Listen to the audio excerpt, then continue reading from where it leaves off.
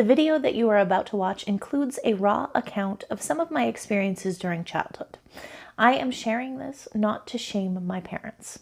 My parents and I have a pretty good relationship now that I'm an adult. I love them and they love me. I set boundaries so that I can remain in a healthy place with them. I am sharing this because I want to draw attention to what can happen when we don't take responsibility for our emotions and for our feelings, and we begin to project that onto children. And part of the reason I'm sharing this is for my own healing. It's important for me to be able to talk about my experiences and be able to frame them in a way that not only allows me to really further understand what happened, but also potentially empower others who have experienced similar things to me. There is a terrible trope about angry daughters, angry teenage daughters, that really is the reason that this video got made.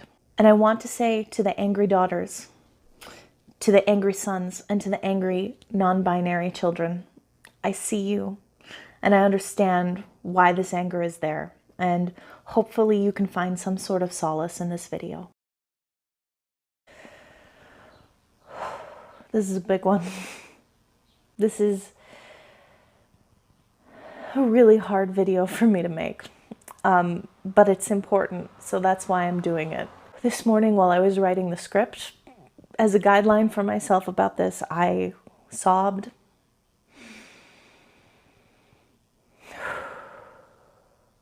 Here we go. I recently came across a TikTok video.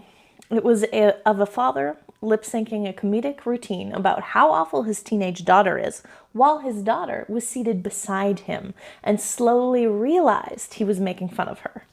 She reacted by pushing him away and shouting, which of course only fueled her father. He even tagged her in the video as a way to further shame her. The comment section was all parents celebrating the video, saying things like, "I have 2 of those monsters at home," and applauding the father's actions, even making fun of the girl's reaction. I was that angry teenage girl. No, not literally the one in the video, but growing up, I was one of those angry teenage girls that the whole world finds so fucking repulsive. And I want you to understand why. My parents did the best that they could, but they were deeply broken people. My mother's emotional state was unstable at best.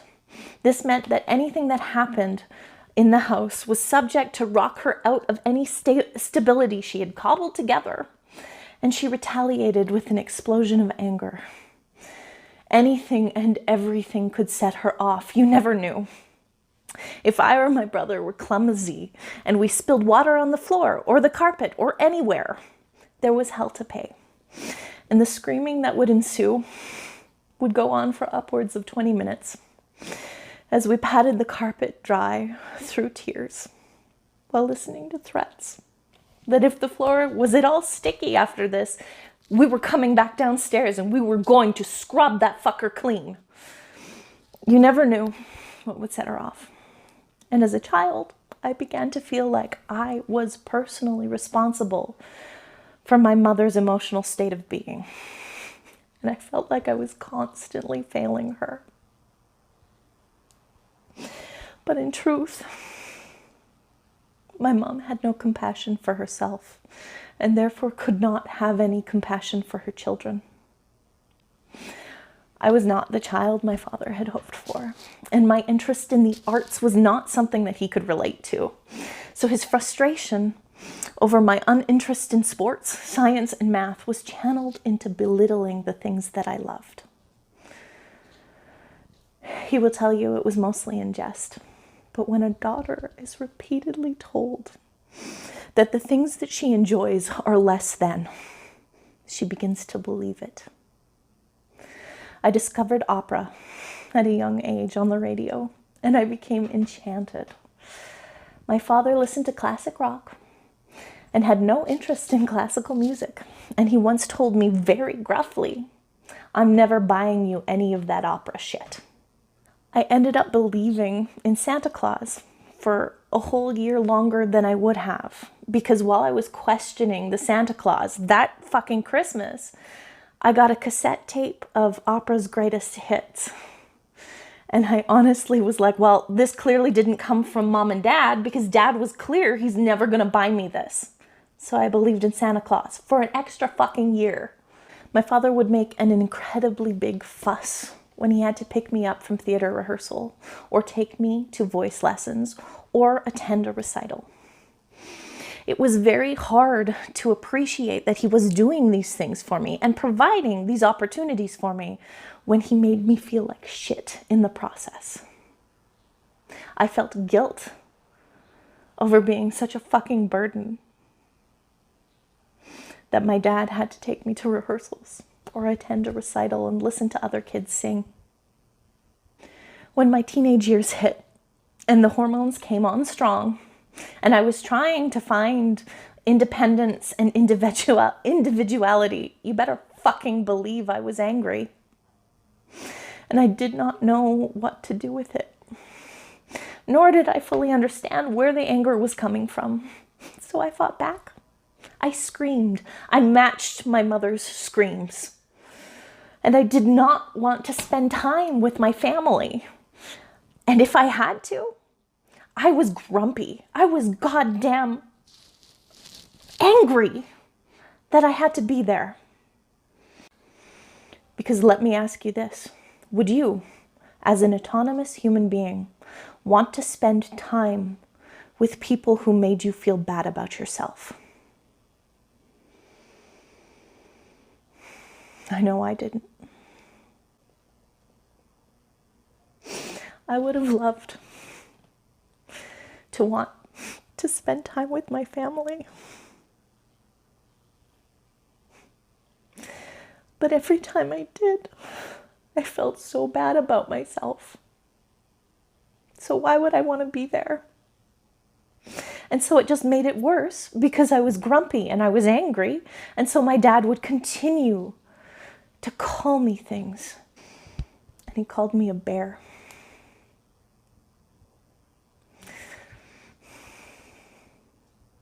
Things like, "You're just going to be a bear, aren't you?"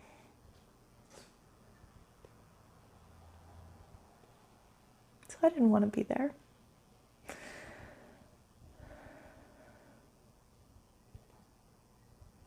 I acted out because my parents often did not treat me with respect. Being a teenager is confusing enough without the added bonus of compassionless parents. So I would ask you, parents, to do some self-reflection. If you are angry at your teenager, your son, your daughter, your non-binary child, if you are angry because they don't seem to want to be there, take a beat before you belittle them.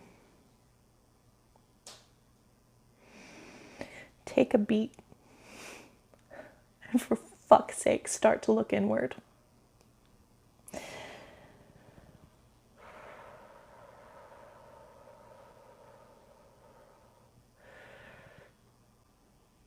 And your child is not an extension of you. They are their own autonomous being. Even if they're still not an adult, they're under 18. As an autonomous being, they are worthy of respect. So I ask you, do some self-reflection. Instead of writing your child off as a vile little troll or a bear that spews hate at you, ask yourself where you may have contributed. Have I expected my child to be a certain way, and do I punish them when they are not? Am I looking for my child to fill a void within me? And when they don't act in accordance to that, do I punish them? Sometimes the goal of having a child is to create purpose within our lives. When we ourselves are broken and looking for meaning, we can place that meaning onto our children and expect them to give us meaning. I know my mom did that. And in fact, it's very possible that your parents did that to you. And now you're doing that to your child. But it is up to us to take responsibility for ourselves and our own shortcomings. Honestly, your well-being depends on it as a parent. And while your children are under your roof, their well-being depends on that as well. And your ability to take responsibility for your own emotions and not project them. There will be times that, sure, the child is acting out, and it isn't actually something to do with how they've been treated. But hopefully, if that's the case, you have fostered an environment of respect where you can speak to your child and connect with them and actually get to the bottom of these things and help them understand how to deal with their own emotions. But until you have learned that yourself, you run the risk of asking the child to take responsibility for your own emotions. If your household is anything like mine was, your child will have long-lasting effects. I have CPTSD. That's complex post-traumatic stress disorder. And cyclical depression. I have and I continue to claw my way out of my own darkness.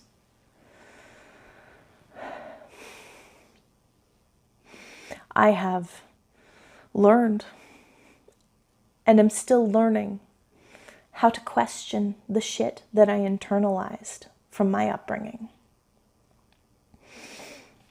I was afraid. I was very fucking afraid to look back at my teenage years for a very long time. I'm in my 30s.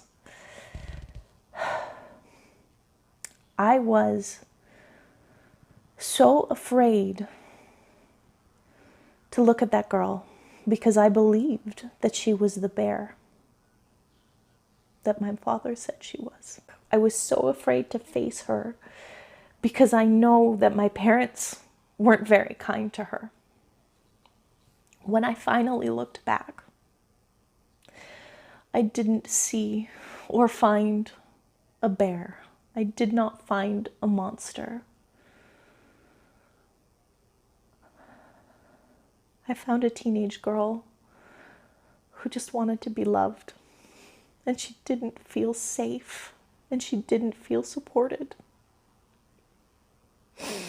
And it explains why, as an adult, I struggle with feeling safe.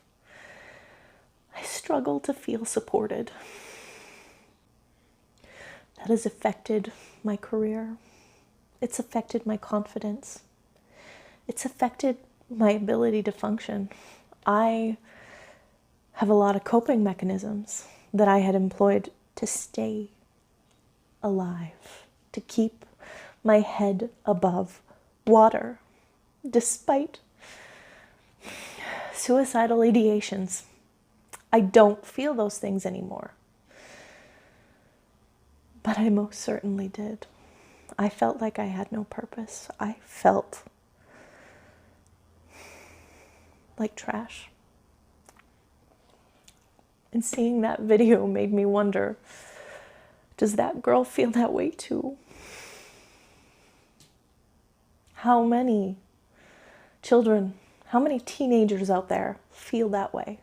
And I want you to know that I don't hate my parents. I understand that they got fucked over by their parents, and likely their parents' parents also got fucked over in very similar ways that I got fucked over in my childhood. I have compassion for them. It sucks. It sucks to not feel safe. And I'm pretty sure my mom, at least, didn't feel safe. Still doesn't feel safe. And it's very frustrating to tell her time and time again that she needs to do this thing. She needs to look inside of herself and start giving her the support that she needs, because I can't do that. But she hasn't. And I know it's because she was never given the tools to do it. And it's scary. It's fucking scary to do it.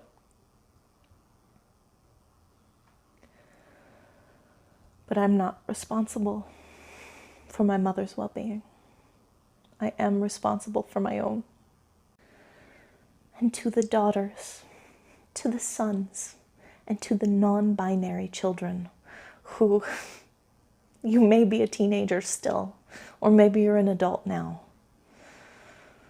But I see you, and my heart goes out to you. You're going to need to give yourself the things that your parents weren't able to provide. And that means finding a way to love and support yourself. I know that it is fucking hard to believe that you're worthy of that love and support. Especially when you've internalized all of the bullshit, all of the bullying,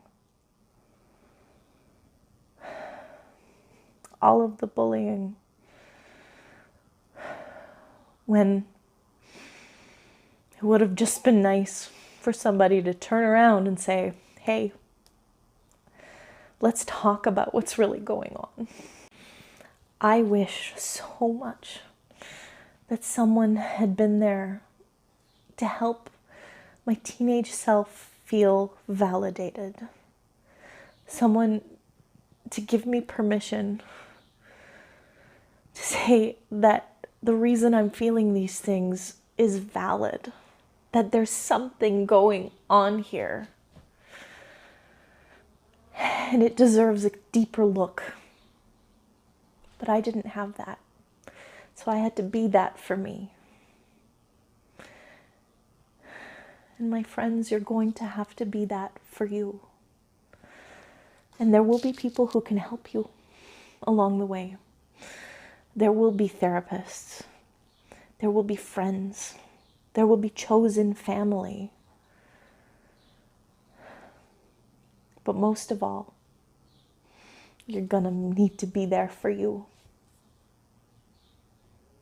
If you are looking for permission to be there for you, because a lot of us were conditioned not to respect ourselves.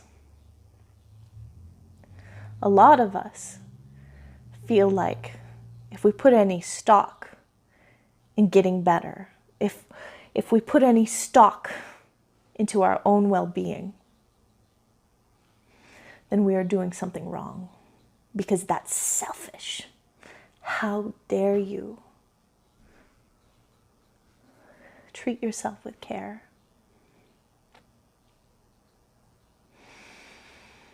If you're looking for someone to give you permission to treat yourself with care,